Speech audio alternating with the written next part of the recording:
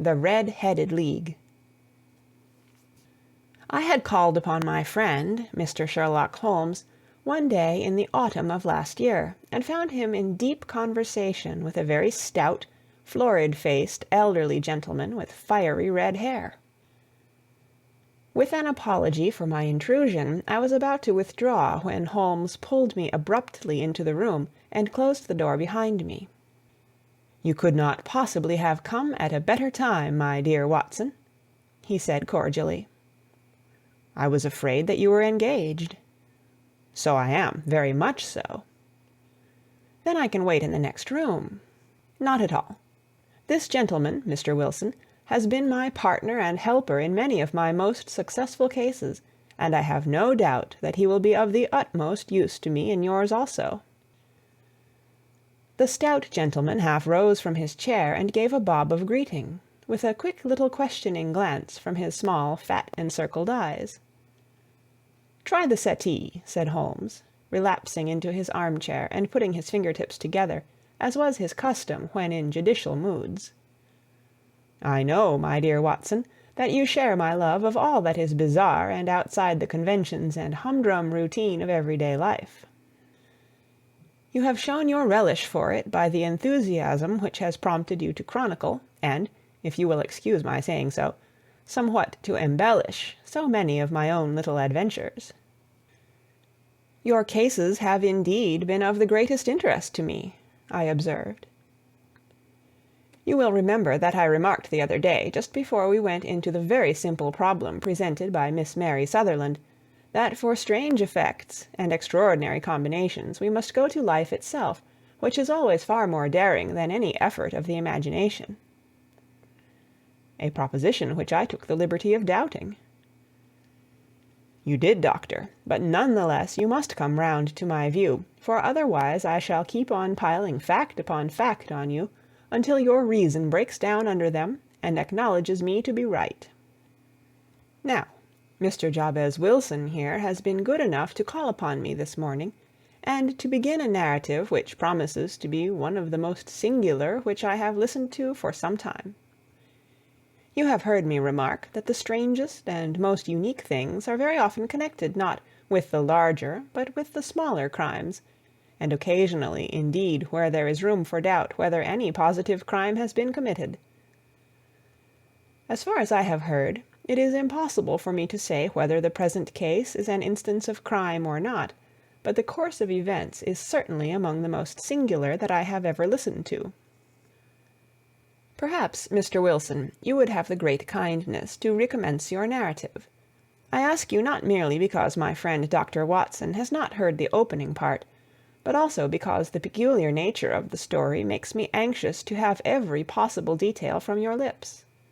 As a rule, when I have heard some slight indication in the course of events, I am able to guide myself by the thousands of other similar cases which occur to my memory.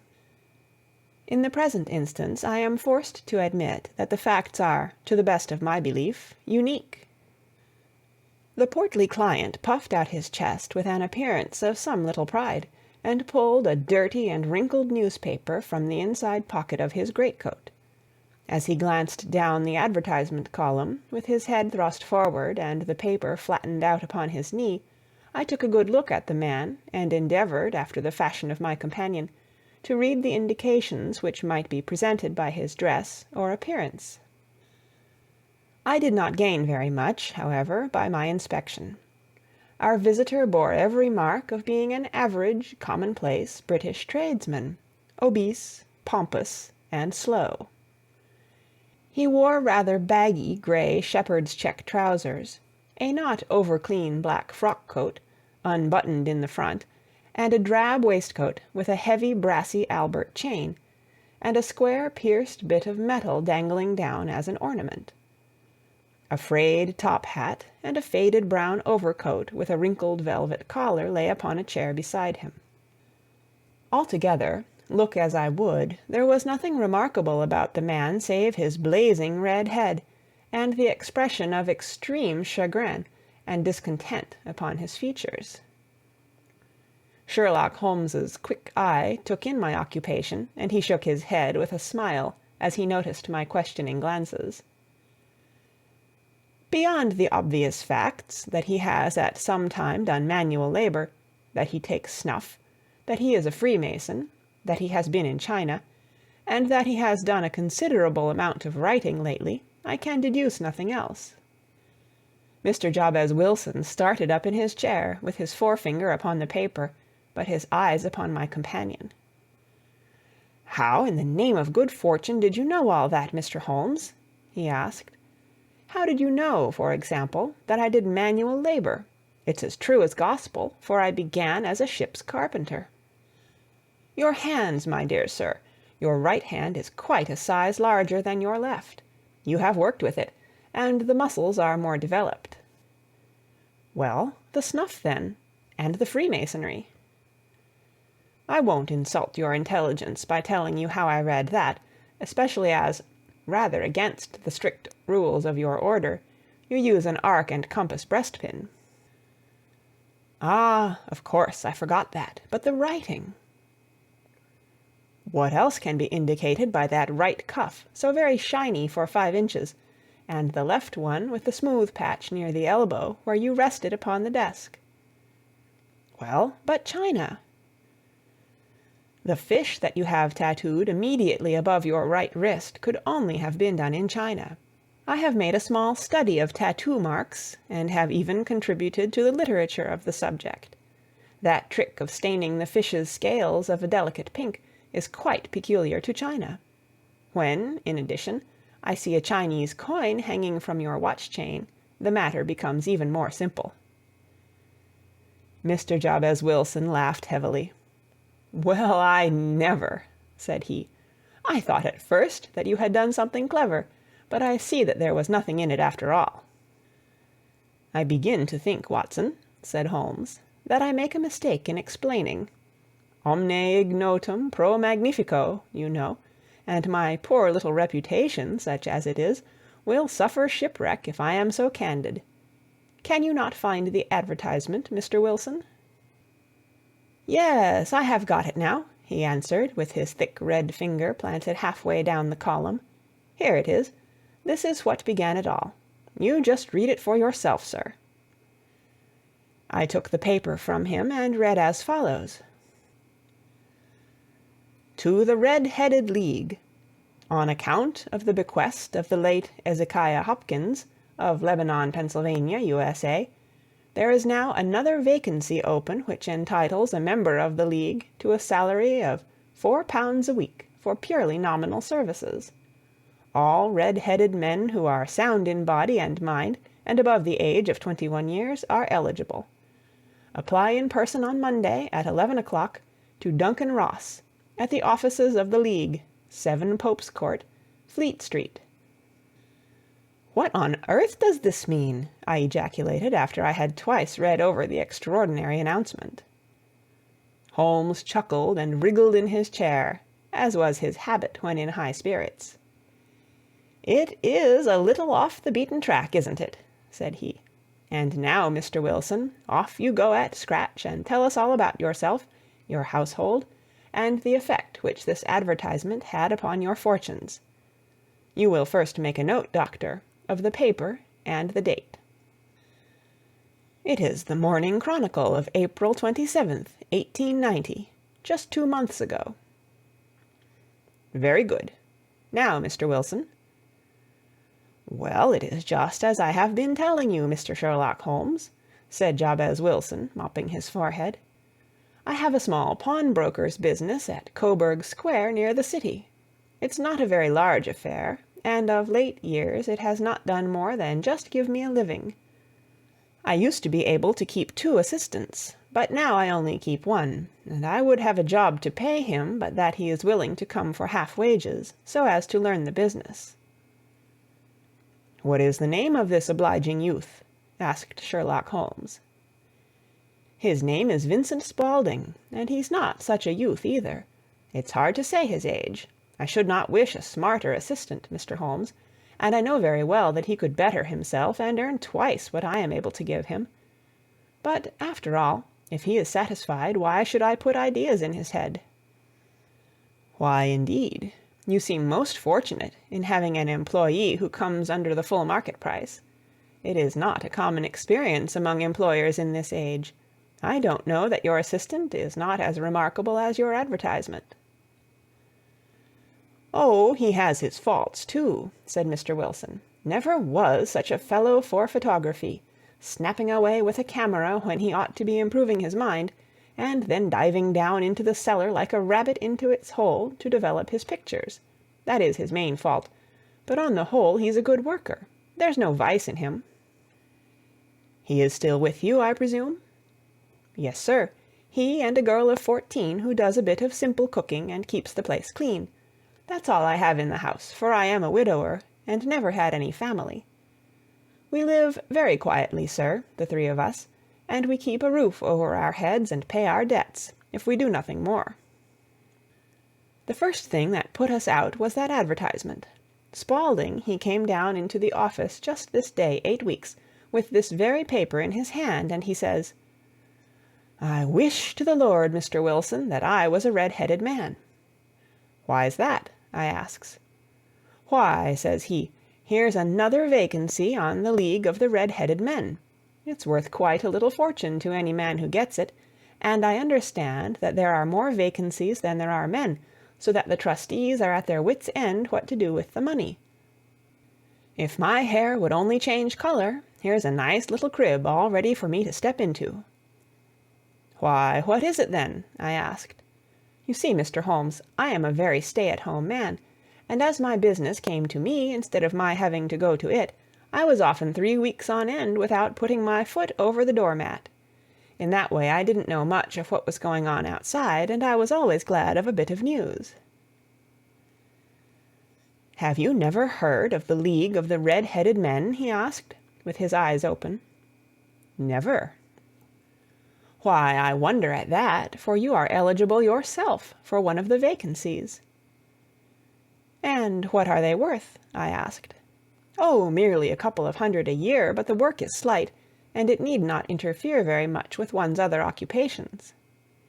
Well, you can easily think that that made me prick up my ears, for the business has not been over good for some years, and an extra couple of hundred would have been very handy. "Tell me all about it," said I. "Well," said he, showing me the advertisement, "you can see for yourself that the League has a vacancy, and there is the address where you should apply for particulars. As far as I can make out, the League was founded by an American millionaire, Ezekiah Hopkins, who was very peculiar in his ways. He was himself red-headed, and he had a great sympathy for all red-headed men, so when he died it was found that he had left his enormous fortune in the hands of trustees, with instructions to apply the interest to the providing of easy berths to men whose hair is of that color. From all I hear, it is splendid pay and very little to do." "But," said I, "there would be millions of red-headed men who would apply." "Not so many as you might think," he answered. "You see, it is really confined to Londoners and to grown men. This American had started from London when he was young, and he wanted to do the old town a good turn. Then again, I have heard it is no use your applying if your hair is light red, or dark red, or anything but real bright, blazing, fiery red. Now, if you cared to apply, Mr. Wilson, you would just walk in, but perhaps it would hardly be worth your while to put yourself out of the way for the sake of a few £100. Now, it is a fact, gentlemen, as you may see for yourselves, that my hair is of a very full and rich tint, so that it seemed to me that if there was to be any competition in the matter, I stood as good a chance as any man that I had ever met. Vincent Spaulding seemed to know so much about it that I thought he might prove useful, so I just ordered him to put up the shutters for the day, and to come right away with me. He was very willing to have a holiday, so we shut the business up and started off for the address that was given us in the advertisement. I never hope to see such a sight as that again, Mr. Holmes. From north, south, east, and west, every man who had a shade of red in his hair had tramped into the city to answer the advertisement. Fleet Street was choked with red-headed folk, and Pope's Court looked like a coster's orange barrow. I should not have thought there were so many in the whole country as were brought together by that single advertisement.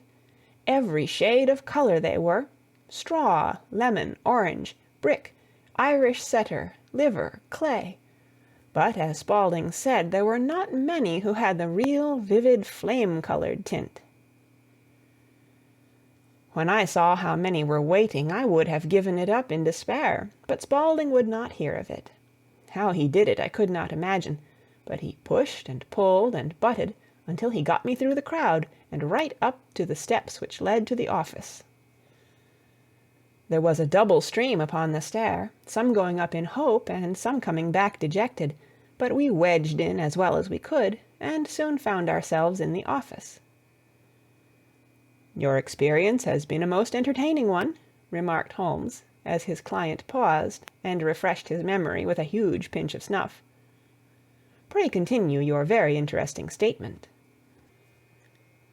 There was nothing in the office but a couple of wooden chairs and a deal table, behind which sat a small man with a head that was even redder than mine.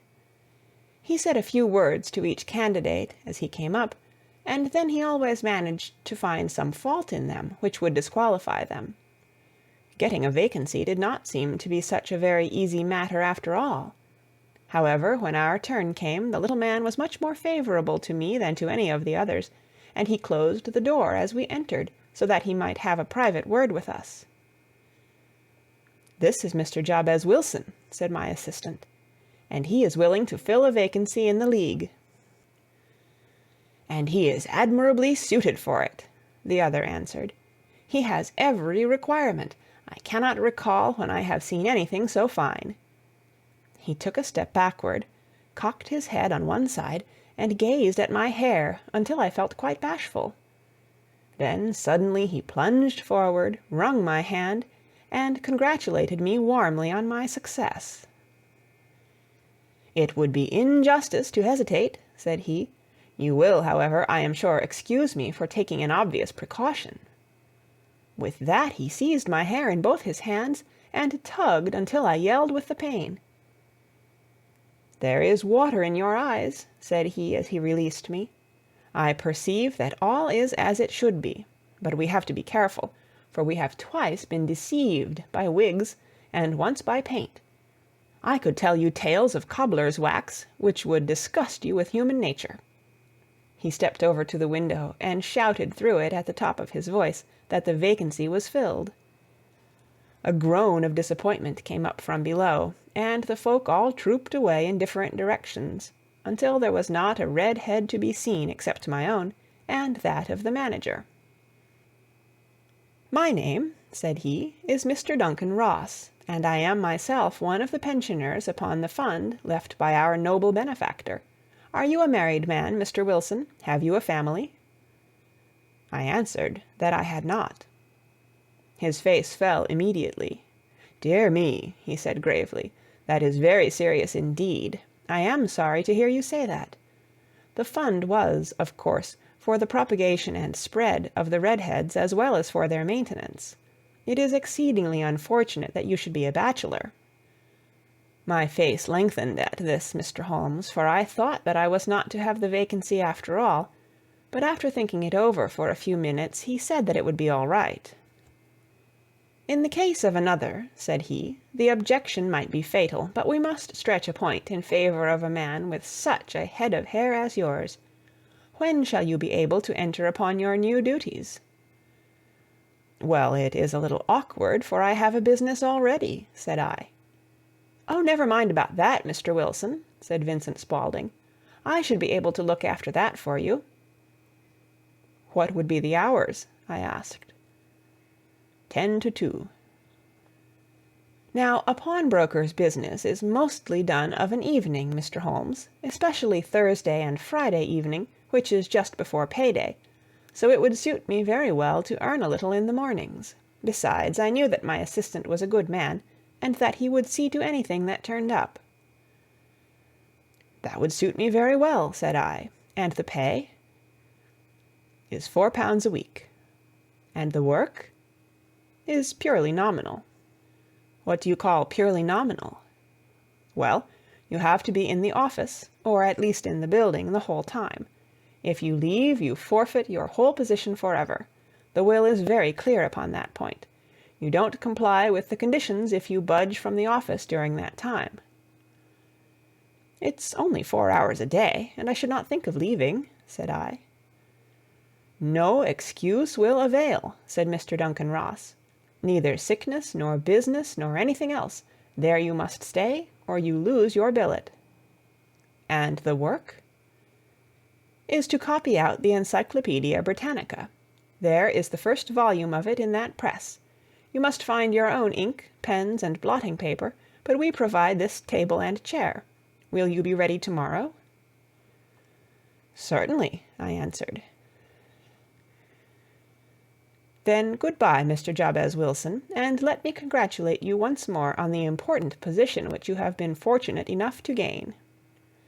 He bowed me out of the room, and I went home with my assistant, hardly knowing what to say or do, I was so pleased at my own good fortune.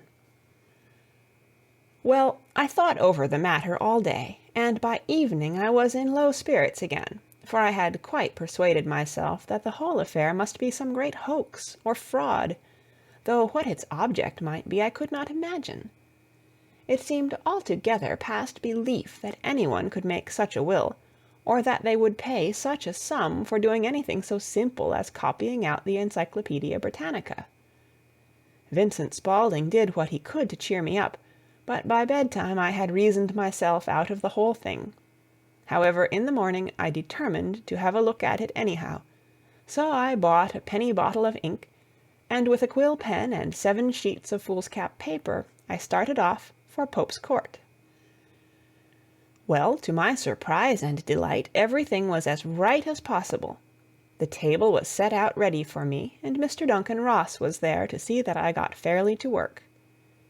He started me off upon the letter A, and then he left me, but he would drop in from time to time to see that all was right with me. At 2 o'clock he bade me good day, complimented me upon the amount that I had written, and locked the door of the office after me. This went on day after day, Mr. Holmes, and on Saturday the manager came in and planked down 4 golden sovereigns for my week's work. It was the same next week, and the same the week after. Every morning I was there at 10, and every afternoon I left at 2. By degrees Mr. Duncan Ross took to coming in only once of a morning, and then after a time he did not come in at all. Still, of course, I never dared to leave the room for an instant, for I was not sure when he might come, and the billet was such a good one and suited me so well that I would not risk the loss of it. 8 weeks passed away like this, and I had written about abbots, and archery, and armor, and architecture, and Attica, and hoped with diligence that I might get on to the B's before very long. It cost me something in foolscap, and I had pretty nearly filled a shelf with my writings. And then suddenly the whole business came to an end. To an end? Yes, sir, and no later than this morning. I went to my work as usual at 10 o'clock, but the door was shut and locked, with a little square of cardboard hammered on to the middle of the panel with a tack. Here it is, and you can read for yourself. He held up a piece of white cardboard about the size of a sheet of notepaper. It read in this fashion: "The Red-Headed League is dissolved. October 9, 1890. Sherlock Holmes and I surveyed this curt announcement, and the rueful face behind it, until the comical side of the affair so completely overtopped every other consideration that we both burst out into a roar of laughter. "I cannot see that there is anything very funny," cried our client, flushing up to the roots of his flaming head. "If you can do nothing better than laugh at me, I can go elsewhere." "No, no," cried Holmes, shoving him back into the chair from which he had half risen. "I really wouldn't miss your case for the world. It is most refreshingly unusual, but there is, if you will excuse my saying so, something just a little funny about it. Pray, what steps did you take when you found the card upon the door?" "I was staggered, sir. I did not know what to do. Then I called at the offices round, but none of them seemed to know anything about it. Finally I went to the landlord, who is an accountant living on the ground floor, and I asked him if he could tell me what had become of the Red-headed League. He said that he had never heard of any such body. Then I asked him who Mr. Duncan Ross was. He answered that the name was new to him. "Well," said I, "the gentleman at number 4. "What, the red-headed man?" "Yes." "Oh," said he, "his name was William Morris. He was a solicitor, and was using my room as a temporary convenience until his new premises were ready. He moved out yesterday." "Where could I find him?" "Oh, at his new offices. He did tell me the address. Yes, 17 King Edward Street, near St. Paul's." I started off, Mr. Holmes, but when I got to that address, it was a manufactory of artificial knee-caps, and no one in it had ever heard of either Mr. William Morris or Mr. Duncan Ross. "And what did you do then?" asked Holmes. "I went home to Saxe-Coburg Square, and I took the advice of my assistant. But he could not help me in any way. He could only say that if I waited I should hear by post. But that was not quite good enough, Mr. Holmes. I did not wish to lose such a place without a struggle, so, as I had heard that you were good enough to give advice to poor folk who were in need of it, I came right away to you." "And you did very wisely," said Holmes. "Your case is an exceedingly remarkable one, and I shall be happy to look into it. From what you have told me, I think that it is possible that graver issues hang from it than might at first sight appear." "Grave enough," said Mr. Jabez Wilson. "Why, I have lost £4 a week." "As far as you are personally concerned," remarked Holmes, "I do not see that you have any grievance against this extraordinary league. On the contrary, you are, as I understand, richer by some £30, to say nothing of the minute knowledge which you have gained on every subject which comes under the letter A. You have lost nothing by them." "No, sir, but I want to find out about them, and who they are, and what their object was in playing this prank, if it was a prank, upon me. It was a pretty expensive joke for them, for it cost them £32. "We shall endeavour to clear up these points for you. And first, 1 or 2 questions, Mr. Wilson. This assistant of yours who first called your attention to the advertisement, how long had he been with you?" "About a month, then." "How did he come?" "In answer to an advertisement." "Was he the only applicant?" "No, I had a dozen." "Why did you pick him?" "Because he was handy and would come cheap." "At half wages, in fact?" "Yes." "What is he like, this Vincent Spaulding?" "Small, stout-built, very quick in his ways, no hair on his face, though he's not short of 30, has a white splash of acid upon his forehead." Holmes sat up in his chair in considerable excitement. "I thought as much," said he. "Have you ever observed that his ears are pierced for earrings?" "Yes, sir. He told me that a gypsy had done it for him when he was a lad." "Hum," said Holmes, sinking back in deep thought. "He is still with you?" "Oh, yes, sir. I have only just left him." "And has your business been attended to in your absence?" "Nothing to complain of, sir. There's never very much to do of a morning." "That will do, Mr. Wilson. I shall be happy to give you an opinion upon the subject in the course of a day or 2. To-day is Saturday, and I hope that by Monday we may come to a conclusion." "Well, Watson," said Holmes, when our visitor had left us, "what do you make of it all?" "I make nothing of it," I answered frankly. "It is a most mysterious business." "As a rule," said Holmes, "the more bizarre a thing is, the less mysterious it proves to be. It is your commonplace, featureless crimes which are really puzzling, just as a commonplace face is the most difficult to identify. But I must be prompt over this matter." "What are you going to do, then?" I asked. "To smoke," he answered. "It is quite a three-pipe problem, and I beg that you won't speak to me for 50 minutes."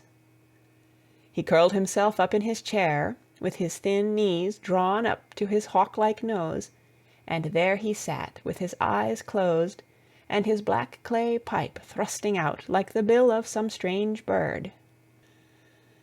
I had come to the conclusion that he had dropped asleep, and indeed was nodding myself, when he suddenly sprang out of his chair with the gesture of a man who has made up his mind, and put his pipe down upon the mantelpiece. "Sarasate plays at the St. James Hall this afternoon," he remarked. "What do you think, Watson? Could your patients spare you for a few hours?" "I have nothing to do today. My practice is never very absorbing." "Then put on your hat and come. I am going through the city first, and we can have some lunch on the way. I observe that there is a good deal of German music on the programme, which is rather more to my taste than Italian or French. It is introspective, and I want to introspect. Come along." We travelled by the Underground as far as Aldersgate, and a short walk took us to Saxe-Coburg Square, the scene of the singular story which we had listened to in the morning. It was a poky, little, shabby-genteel place, where 4 lines of dingy 2-storied brick houses looked out into a small, railed-in enclosure, where a lawn of weedy grass and a few clumps of faded laurel bushes made a hard fight against a smoke-laden and uncongenial atmosphere. 3 gilt balls and a brown board with "Jabez Wilson" in white letters upon a corner house announced the place where our red-headed client carried on his business. Sherlock Holmes stepped in front of it with his head on one side, and looked it all over, with his eyes shining brightly between puckered lids. Then he walked slowly up the street, and then down again to the corner, still looking keenly at the houses. Finally he returned to the pawnbroker's, and, having thumped vigorously upon the pavement with his stick 2 or 3 times, he went up to the door and knocked. It was instantly opened by a bright-looking, clean-shaven young fellow, who asked him to step in. "Thank you," said Holmes. "I only wished to ask you how you would go from here to the Strand." "Third right, 4th left," answered the assistant promptly, closing the door. "Smart fellow, that," observed Holmes as we walked away. "He is, in my judgment, the 4th smartest man in London, and for daring I am not sure that he has not a claim to be 3rd. I have known something of him before." "Evidently," said I, "Mr. Wilson's assistant counts for a good deal in this mystery of the Red-Headed League. I am sure that you inquired your way merely in order that you might see him." "Not him." "What then?" "The knees of his trousers." "And what did you see?" "What I expected to see." "Why did you beat the pavement?" "My dear doctor, this is a time for observation, not for talk. We are spies in an enemy's country. We know something of Saxe-Coburg Square. Let us now explore the parts which lie behind it." The road in which we found ourselves as we turned round the corner from the retired Saxe-Coburg Square presented as great a contrast to it as the front of a picture does to the back. It was one of the main arteries which conveyed the traffic of the city to the north and west. The roadway was blocked with the immense stream of commerce flowing in a double tide inward and outward, while the footpaths were black with the hurrying swarm of pedestrians. It was difficult to realize, as we looked at the line of fine shops and stately business premises, that they really abutted on the other side upon the faded and stagnant square which we had just quitted. "Let me see," said Holmes, standing at the corner and glancing along the line. "I should like just to remember the order of the houses here. It is a hobby of mine to have an exact knowledge of London. There is Mortimer's, the tobacconist, the little newspaper shop, the Coburg branch of the City and Suburban Bank, the Vegetarian Restaurant, and McFarland's carriage-building depot. That carries us right on to the other block. And now, Doctor, we've done our work, so it's time we had some play. A sandwich and a cup of coffee, and then off to Violin Land, where all is sweetness and delicacy and harmony, and there are no red-headed clients to vex us with their conundrums. My friend was an enthusiastic musician, being himself not only a very capable performer, but a composer of no ordinary merit. All the afternoon he sat in the stalls, wrapped in the most perfect happiness, gently waving his long, thin fingers in time to the music, while his gently smiling face and his languid, dreamy eyes were as unlike those of Holmes the sleuth-hound, Holmes the relentless, keen-witted, ready-handed criminal agent, as it was possible to conceive. In his singular character the dual nature alternately asserted itself, and his extreme exactness and astuteness represented, as I have often thought, the reaction against the poetic and contemplative mood which occasionally predominated in him. The swing of his nature took him from extreme languor to devouring energy, and, as I knew well, he was never so truly formidable as when, for days on end, he had been lounging in his armchair amid his improvisations and his black-letter editions. Then it was that the lust of the chase would suddenly come upon him, and that his brilliant reasoning power would rise to the level of intuition, until those who were unacquainted with his methods would look askance at him as on a man whose knowledge was not that of other mortals. When I saw him that afternoon so enwrapped in the music at St. James's Hall, I felt that an evil time might be coming upon those whom he had set himself to hunt down. "You want to go home, no doubt, Doctor," he remarked as we emerged. "Yes, it would be as well." "And I have some business to do which will take some hours. This business at Coburg Square is serious." "Why serious?" "A considerable crime is in contemplation. I have every reason to believe that we shall be in time to stop it. But today being Saturday rather complicates matters.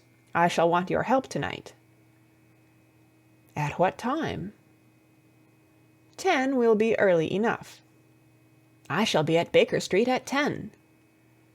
"Very well. And I say, Doctor, there may be some little danger, so kindly put your army revolver in your pocket."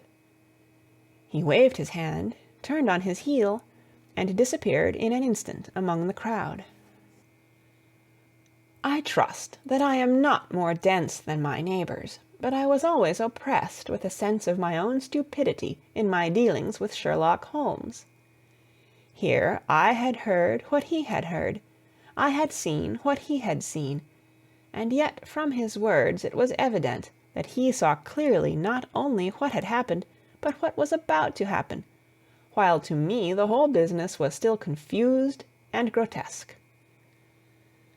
As I drove home to my house in Kensington, I thought over it all, from the extraordinary story of the red-headed copier of the Encyclopedia, down to the visit at Saxe-Coburg Square, and the ominous words with which he had parted from me. What was this nocturnal expedition, and why should I go armed?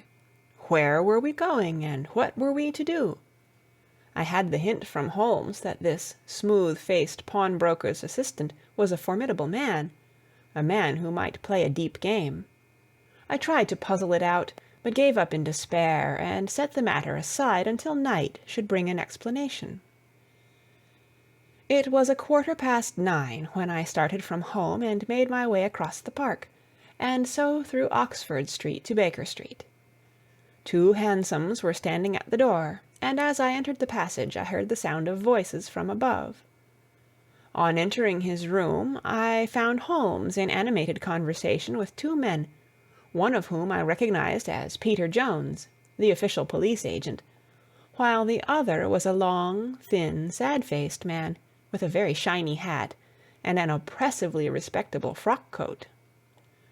"Ha! Our party is complete," said Holmes, buttoning up his pea-jacket, and taking his heavy hunting crop from the rack. "Watson, I think you know Mr. Jones of Scotland Yard. Let me introduce you to Mr. Merryweather, who is to be our companion in to-night's adventure." "We're hunting in couples again, Doctor, you see," said Jones in his consequential way. "Our friend here is a wonderful man for starting a chase. All he wants is an old dog to help him do the running down." "I hope a wild goose may not prove to be the end of our chase," observed Mr. Merryweather gloomily. "You may place considerable confidence in Mr. Holmes, sir," said the police agent loftily. "He has his own little methods, which are, if he won't mind my saying so, just a little too theoretical and fantastic, but he has the makings of a detective in him. It is not too much to say that once or twice, as in that business of the Sholto murder and the Agra treasure, he has been more nearly correct than the official force." "Oh, if you say so, Mr. Jones, it is all right," said the stranger with deference. "Still, I confess that I miss my rubber. It is the first Saturday night for 27 years that I have not had my rubber." "I think you will find," said Sherlock Holmes, "that you will play for a higher stake to-night than you have ever done yet, and that the play will be more exciting. For you, Mr. Merryweather, the stake will be some £30,000, and for you, Jones, it will be the man upon whom you wish to lay your hands. John Clay, the murderer, thief, smasher, and forger. He's a young man, Mr. Merryweather, but he is at the head of his profession, and I would rather have my bracelets on him than on any criminal in London. He's a remarkable man, is young John Clay. His grandfather was a royal duke, and he himself has been to Eton and Oxford. His brain is as cunning as his fingers, and though we meet signs of him at every turn, we never know where to find the man himself. He'll crack a crib in Scotland one week, and be raising money to build an orphanage in Cornwall the next. I've been on his track for years, and have never set eyes on him yet." "I hope that I may have the pleasure of introducing you to-night. I've had one or two little turns also with Mr. John Clay, and I agree with you that he is at the head of his profession. It is past 10, however, and quite time that we started. If you two will take the first hansom, Watson and I will follow in the second." Sherlock Holmes was not very communicative during the long drive, and lay back in the cab humming the tunes which he had heard in the afternoon. We rattled through an endless labyrinth of gas-lit streets until we emerged into Farrington Street. "We are close there now," my friend remarked. "This fellow Merryweather is a bank director, and personally interested in the matter. I thought it as well to have Jones with us also. He is not a bad fellow, though an absolute imbecile in his profession. He has one positive virtue. He is as brave as a bulldog, and as tenacious as a lobster if he gets his claws upon anyone. Here we are, and they are waiting for us." We had reached the same crowded thoroughfare in which we had found ourselves in the morning. Our cabs were dismissed, and, following the guidance of Mr. Merryweather, we passed down a narrow passage and through a side door, which he opened for us. Within there was a small corridor, which ended in a very massive iron grate. This also was opened, and led down a flight of winding stone steps, which terminated at another formidable gate. Mr. Merryweather stopped to light a lantern, and then conducted us down a dark, earth-smelling passage, and so, after opening a third door, into a huge vault or cellar, which was piled all round with crates and massive boxes. "You are not very vulnerable from above," Holmes remarked as he held up the lantern and gazed about him. "Nor from below," said Mr. Merryweather, striking his stick upon the flags which lined the floor. "Why, dear me, it sounds quite hollow," he remarked, looking up in surprise. "I must really ask you to be a little more quiet," said Holmes severely. "You have already imperilled the whole success of our expedition. might I beg that you would have the goodness to sit down upon one of those boxes, and not to interfere?" The solemn Mr. Merryweather perched himself upon a crate, with a very injured expression upon his face, while Holmes fell upon his knees upon the floor, and, with the lantern and a magnifying lens, began to examine minutely the cracks between the stones. A few seconds sufficed to satisfy him, for he sprang to his feet again, and put his glass in his pocket. "We have at least an hour before us," he remarked, "for they can hardly take any steps until the good pawnbroker is safely in bed. Then they will not lose a minute, for the sooner they do their work the longer time they will have for their escape. We are at present, Doctor, as no doubt you have divined, in the cellar of the City branch of one of the principal London banks. Mr. Merryweather is the chairman of directors, and he will explain to you that there are reasons why the more daring criminals of London should take a considerable interest in this cellar at present." "It is our French gold," whispered the director. "We have had several warnings that an attempt might be made upon it." "Your French gold?" "Yes. We had occasion some months ago to strengthen our resources, and borrowed for that purpose 30,000 Napoleons from the Bank of France.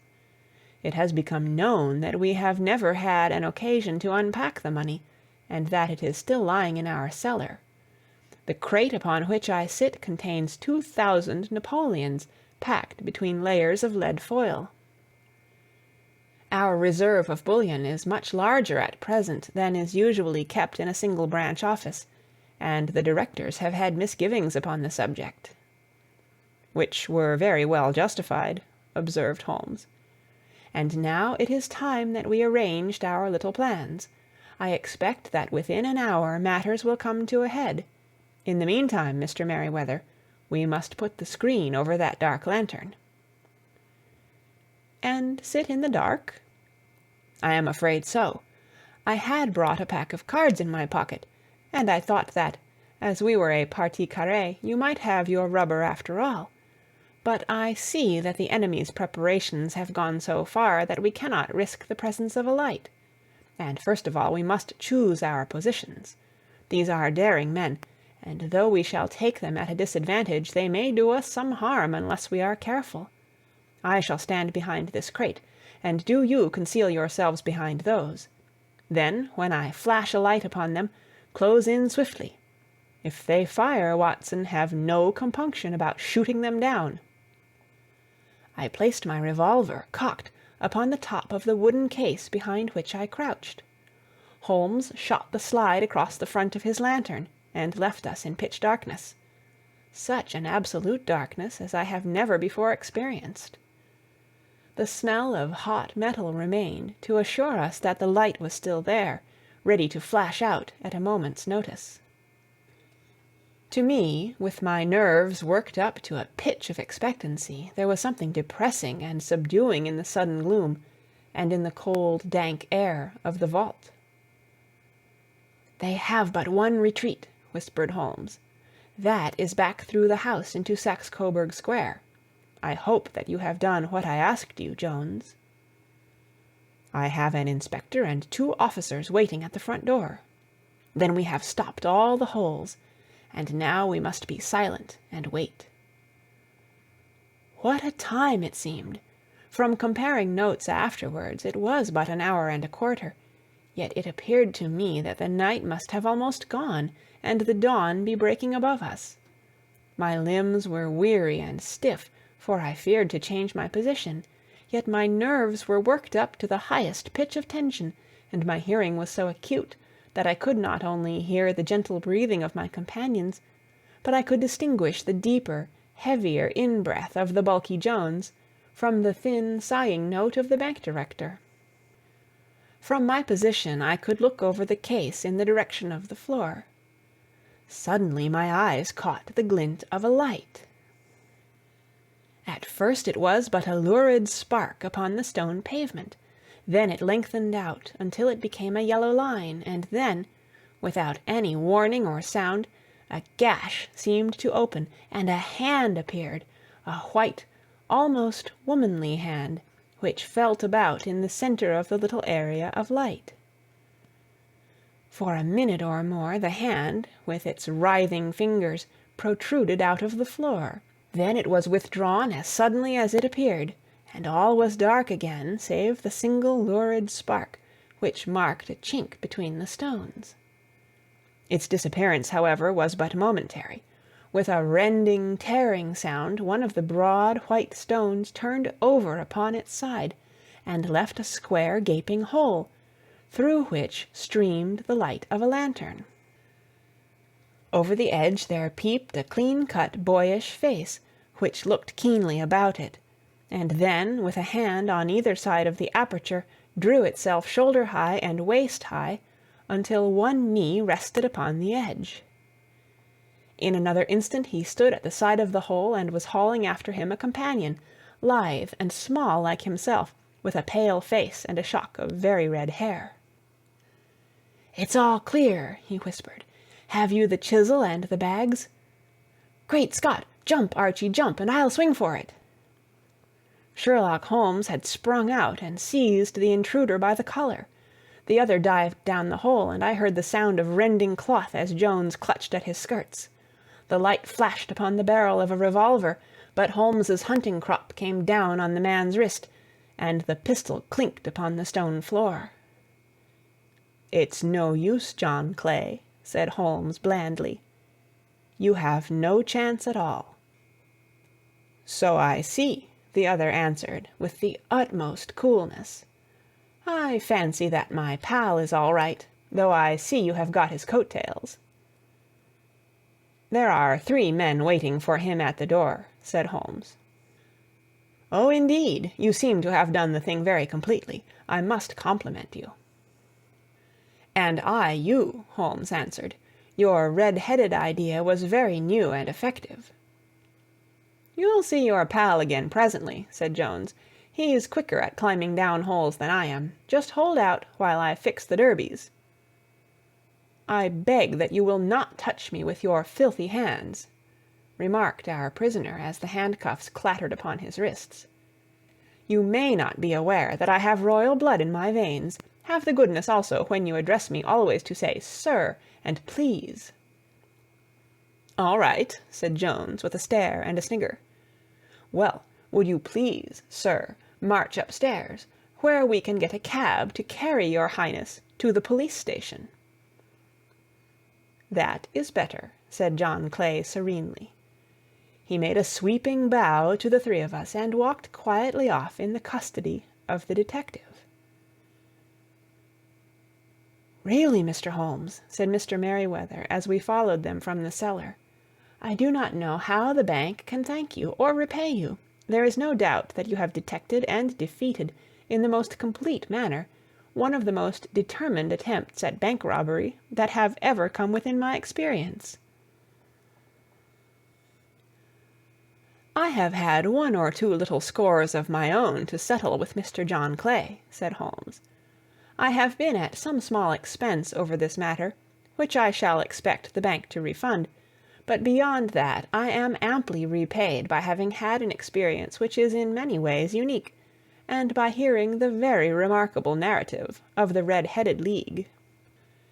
You see, Watson," he explained in the early hours of the morning as we sat over a glass of whiskey and soda in Baker Street, "it was perfectly obvious from the first that the only possible object of this rather fantastic business for the advertisement of the League and the copying of the encyclopedia must be to get this not over-bright pawnbroker out of the way for a number of hours every day. It was a curious way of managing it, but really it would be difficult to suggest a better. The method was no doubt suggested to Clay's ingenious mind by the color of his accomplice's hair. The £4 a week was a lure which must draw him, and what was it to them who were playing for thousands? They put in the advertisement, one rogue has the temporary office, the other rogue incites the man to apply for it, and together they manage to secure his absence every morning in the week. From the time that I heard of the assistant having come for half wages, it was obvious to me that he had some strong motive for securing the situation. But how could you guess what the motive was?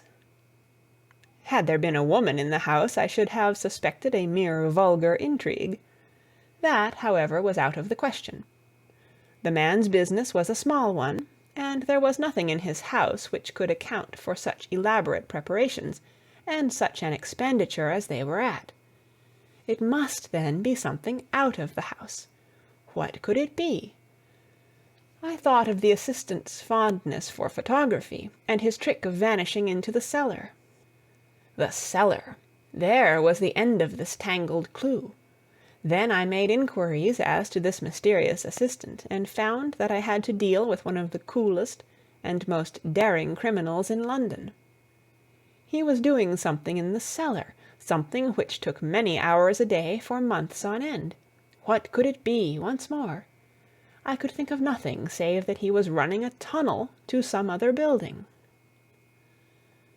So far I had got when we went to visit the scene of action.